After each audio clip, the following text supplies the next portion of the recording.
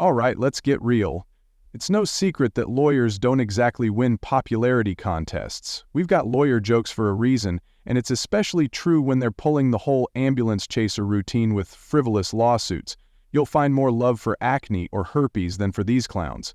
But even with that in mind, there are a couple of lawyers out there who, if you've got a shred of a heart, you might actually feel bad for right now. These poor souls are clearly paying for some past life sins, and those sins must have been downright diabolical, because they're having a rough time.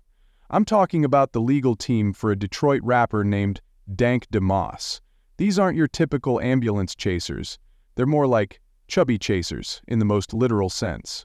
You might remember a couple weeks back when we dove into the messy tale of Miss Dank DeMoss. She's the woman who's, let's say generously proportioned, tipping the scales at around 500 pounds. She tried to hop into a lift, but the driver took one look and said, "Yeah, no, you're not fitting in my car." In case you missed this plus-size drama that shook the nation, and honestly the solar system, here's the quick recap. Dank, real name DeJoie Blanding, was just trying to get to a Detroit Lions watch party.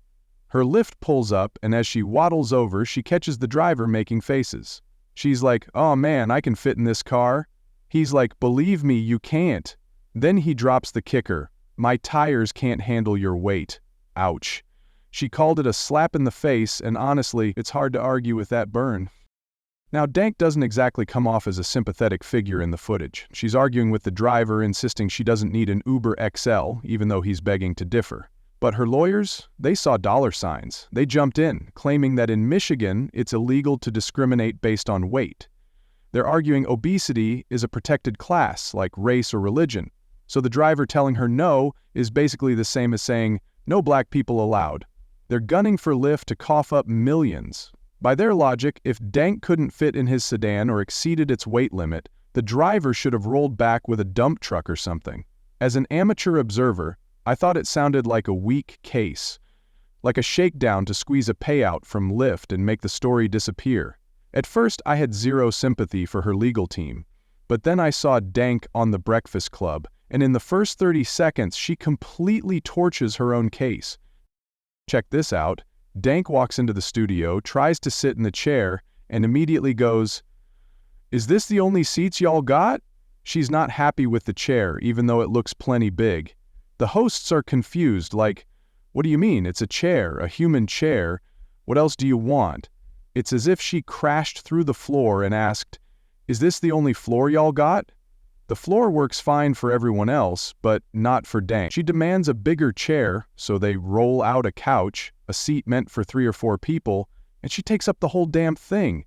If you're claiming you can fit in a tiny Lyft sedan and the driver broke the law by turning you away, this moment is a massive problem. She can't even fit in an oversized office chair with no roof, no doors, no seatbelt, just open space, and it's still not enough. By her own logic, if the Lyft driver was bigoted, then she's bigoted against herself. Her case just imploded faster than a house of cards in a windstorm, and her lawyers are probably crying into their briefcases right now. Pour one out for those poor bastards.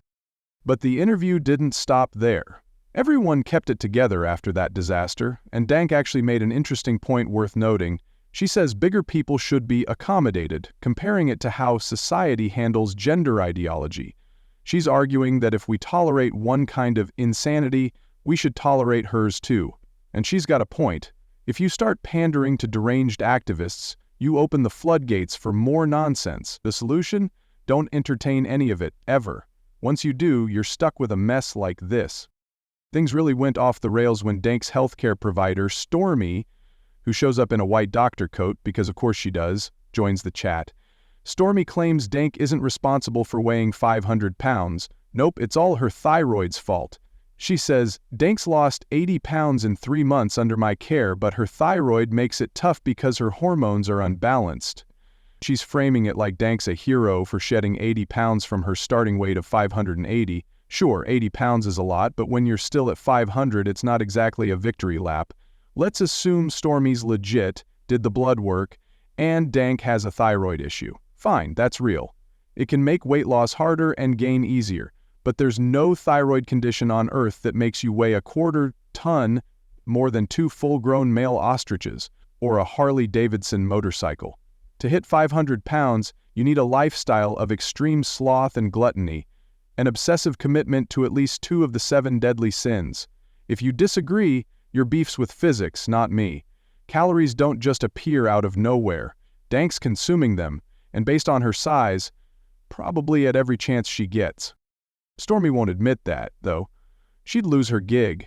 If she were honest, she'd ask Dank what she's eating, hear the list, and say, "Cut 90% of that and you'll drop weight fast." But that wouldn't keep Dank as a client or get Stormy on the Breakfast Club. Doctors and scientists have been discrediting themselves lately, and this is another example. They won't be honest about obesity. Lazy people who eat too much get fat. Extremely lazy people who eat insane amounts get extremely fat. That's the formula. The medical industry's pulled this before. With HIV, they downplayed that it's mostly tied to homosexual activity and IV drug use, pretending it's an equal opportunity disease to avoid offending anyone. Same with monkeypox. They hyped it as a public health crisis for everyone, not just specific groups. This refusal to be honest in the name of sensitivity causes suffering, death, and embarrassing moments like this. Speaking of embarrassing, let's wrap with some footage. Here's Dank reportedly attempting a stunt in Detroit not long ago. Spoiler, she falls over. The stunt? Standing. Yep, she tried to pull off the incredible feat of standing and couldn't stick the landing. It's hilarious, sure, but it's also a perfect metaphor for this whole saga. Dank's story started with promise.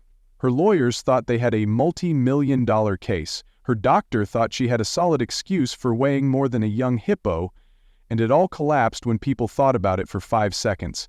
Just like Dank falling backwards in front of a crowd, her case and her excuses crumbled.